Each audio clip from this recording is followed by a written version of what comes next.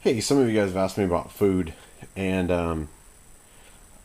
I guess this is probably going to be more for the bug out vehicle, whatever you want. This is clearly way too heavy, or even if you're bugging in, just to have things organized a little bit better. But I keep a lot of my, not necessarily long-term storage. These aren't the 5 gallon buckets of rice and stuff like that, which is super cheap to do, guys, and you don't even have to really go the extra mile and get the mylar and stuff. Eventually, if you have the money and the time, yeah, it would be great. I'll tell you a really cheap, easy redneck way to do it. If you don't have the mylar bags and you have a really good seal, 5 pound bags, you know what, when I'm done with this, I'll go grab some and I'll show you. If they have a really good seal on them, there's sort of a redneck cheap way to do it. And you go get a thing of dry ice and you put a block of dry ice in there and you put the lid on, not sealed but almost sealed.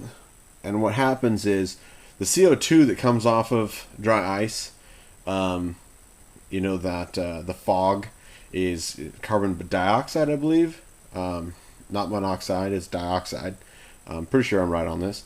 Anyway, that is heavier than air, than regular oxygen, nitrogen, or regular air that we breathe. That'll help push all of that up. And as the fog gets to the bottom of the bucket, it'll naturally push all the air up and out. And so when you start having that fog come out of the top, you should be pretty good. Now, if you do it a little bit longer than usual, you'll make sure, because rice and stuff has a real tight pack to it. So if you put like maybe a couple in the bottom before you throw the rice in, I haven't tried that method. It should work, but if you got something super tight packed like rice, whereas beans and stuff, you can get a little air around them. But as soon as all that air is gone, you cap that lid, and that'll keep things from oxidizing more than the average whatnot. Anyway, I'll show some of the 5 gallons around it here. What I do is on half of this is actually an entire case of emergency water, and I'll tell you a couple of reasons I've carried these. One, it's nice just to throw into a pack. It's a perfect portion size. If you're in a emergency situation, and it's easy to ration water. I don't know. It's hard to get into super, detailed amounts of water rationing on here, but it's only got 10 minutes. But a lot of these have instructions about how much water you should really have a day. The only thing I want to say is a lot of desert emergency survival situations, they found people dead of dehydration next to shelters and cars and stuff with bottles of water next to them. And it just, because they wanted to ration it. So I guess my only, caveat to rationing your water is, if you need the water, don't not drink the water. Drink the water. It's better to carry it in your body, hydrating your organs and stuff, than it is to wait till the next day and possibly dehydrate yourself to death. But in sort of a urban situation where you're stuck in your house, I think rationing packets would be good. Well, and the other reason I have this, I didn't really plan on spending the whole video on these, but this is also sterile water.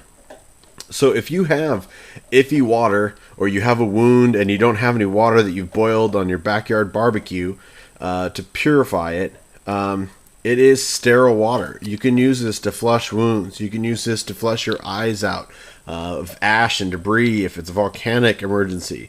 They're just handy to have. So that's that. I won't spend too much time on there. I've got a bunch of these. There's all sorts of different SOS bars, super high condensed caloric bars, the ration bars for Coast Guard approved kind of things that go in life rafts.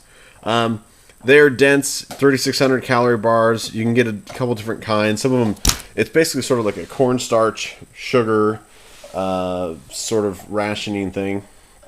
Basically, it has a lot of vitamins. It's got a little bit of fat in it. It's kind of got a little bit of everything you need. What else we got? I do have some of the eDirects food stuff. Down the road, I do plan to buy more of their stuff. This is sort of their, I believe their 5-day supply. So they give you like an entree, a breakfast, a lunch, a snack, sort of things. I think this was only 20 some bucks, guys. This was eFoodsDirect.com. They do have some really neat stuff that is specifically diet oriented. If you're a soy or gluten person, they can kind of go around, but you can get up to a year's supply. I believe right now around 1,500 bucks. If you've got the space for it, it's really nice. These Mountain Houses, you just buy them when they're on sale. You know, wait till the Labor Day sales come and buy the Mountain Houses. You can usually get them for about half of what you normally would. I do have a bunch of MREs down in here. There's also, I pulled some stuff out. I've kind of deconstructed a bunch of other MREs. These are all the entrees. This goes all the way down. I pulled up all the crackers out of a bunch of MREs. I pulled out the heaters out of a bunch of MREs. You can see I pulled out a lot of the breakfast bars. And these were some of the civilian kits that I had. And I just decided to break them all down. So there's like breakfast bars. Here's all like the condiments, the spoons and the napkins and the stuff like that, which is great for emergencies. There's some more Mountain House stuff. More Mountain House. Here's sort of, and I'll tell you what, this is the closest thing I can tell you to what those Coast Guard SOS bars taste like. And so a lot of the civilian MREs, they have these energy bars. And if I can pull, let me switch over here to micro. Wheat flour, vegetable shortening, cane sugar, natural flavors, of course. Citric acid, salt. It's got a bunch of vitamins and stuff. And that's pretty much it. I mean, it's like a wheat flour, vegetable, sort of like a sugar cookie is sort of the best description I can give you for that. And that's sort of what the SOS things taste like. It's sort of a sugar cookie. Those have a little bit more natural flavors in them, so it gets your palate a little bit more. And then I just have a giant bag full of all sorts of stuff. Sport bean candies, coffee, liqueurs, hydrating pouch things, those Cliff blocks, some nuts, a little bit of everything. That's sort of, sorry, this camera just really doesn't like to be close. That sort of fills one of those Super Duty buckets, and I just got done transferring all those in there. But that's sort of a lot of the food that I've kept. It's compartmentalized so you can pick up and grab it. B, if you're dividing it up against a bunch of friends or in your group, if you're all leaving and go somewhere, it's easy to hand out entrees and stuff, and everyone can kind of stuff some into a sack. You're not worrying about trying to divvy up a 5-gallon bucket of rice. So I've got this one, and this is sort of quick and dirty and easy, and I know a lot of people don't really like the MREs for the added weight. If you're going to be talking about ultralight stuff. Another quick little thing about water in emergencies, guys. Water is going to be a huge deal for you. And I just want you to remember that. Because remember that, you know, water weighs 8 pounds a gallon. I said that in my last video, and some people, Google it. It's true. You know, water weighs 8 pounds a gallon. You don't need to be carrying all that extra weight in water to boil your rice and everything. So, I mean, yeah, if you plan on using, you know, giant dog, if you plan on using water that's in your environment to do your cooking, I think would be the smartest way to go.